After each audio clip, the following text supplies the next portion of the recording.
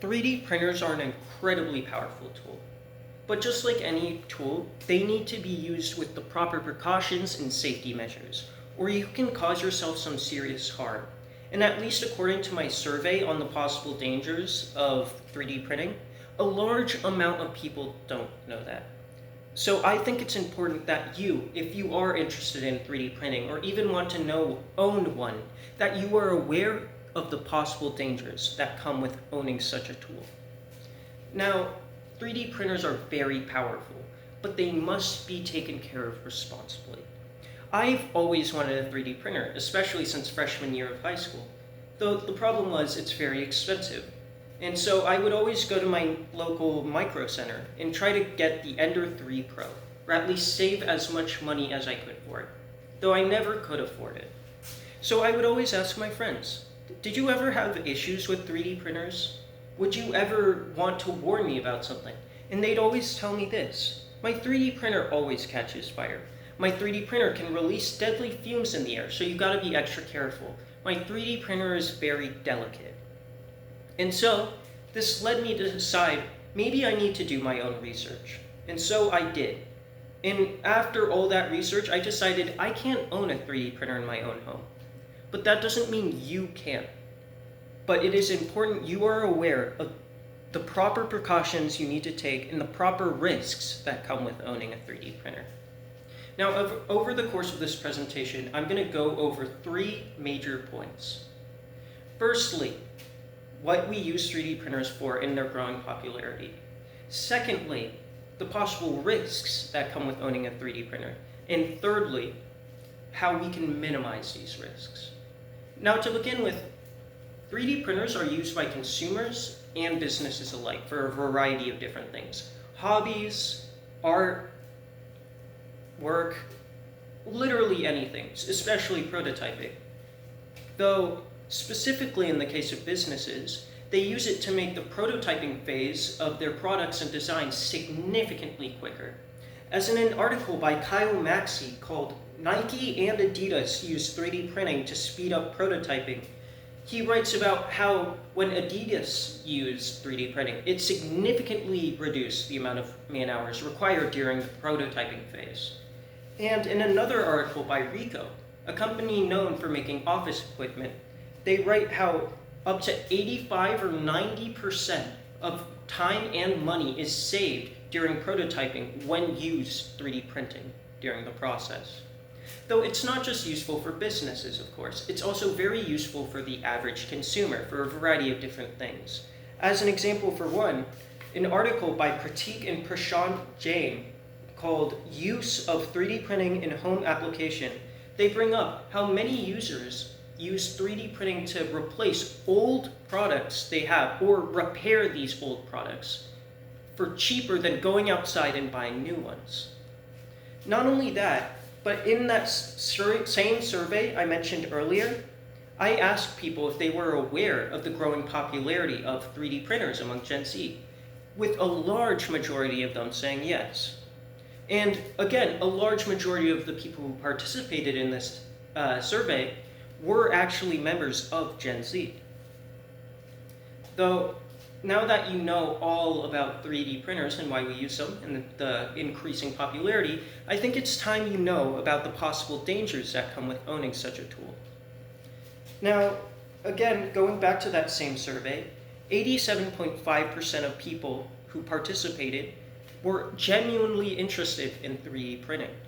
And only 25% of those people were aware of the possible harms and precautions needed to take around 3D printers. Now, the thing is, 3D printers can risk your safety from 2 major points. Either the constant chemicals it releases that can significantly damage your lungs, or the potential fire hazard it poses. Now, as for the chemicals, they can be very, very dangerous. As in an article by Creality in 2025, when referring to a study by the EPA, they write about how 3D printers' secretions release a volatile compound called a VOC, a volatile organic compound, which if inhaled too much can cause some serious damage to your lungs. Not only that, but a large majority of the filaments people use can create even more of these volatile organic compounds for you to breathe in. May it be PETG, resin, or ABS filaments. They can all cause serious harm to you without even realizing it. Not only are these fumes dangerous, but you also have to be concerned of the possible fire hazard these 3D printers can provide.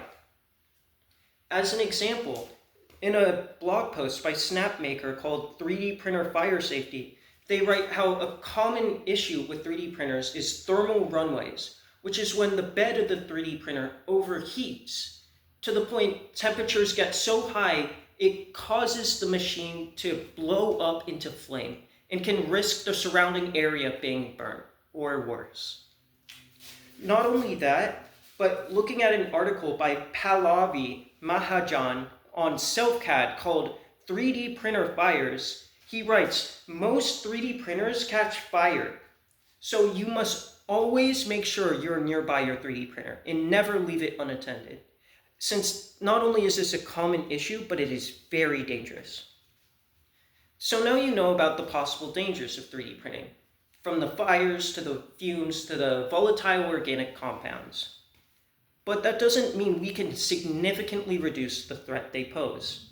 Specifically in the case of fumes, by referring back to Creality in their 2025 blog post, they write how good ventilation can significantly weaken the particles that can harm your lungs. It will significantly weaken the VOCs, the volatile organic compounds, and it can move these volatile organic compounds and particles outside of your work area to make you even safer and inhale less.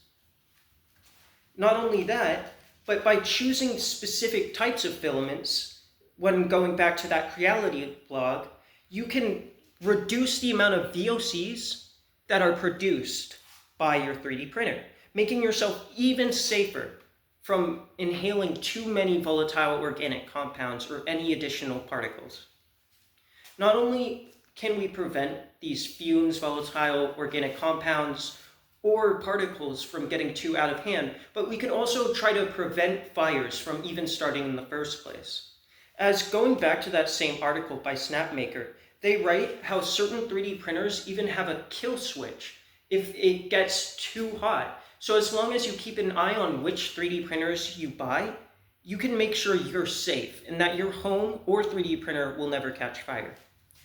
And even more than that, going back to that same article by Snapmaker, they write if you buy a 3D printer enclosure, you can make sure your 3D printer stays at lower temperatures and doesn't rise to an extreme amount. So again, it does not get a thermal runway and catch fire.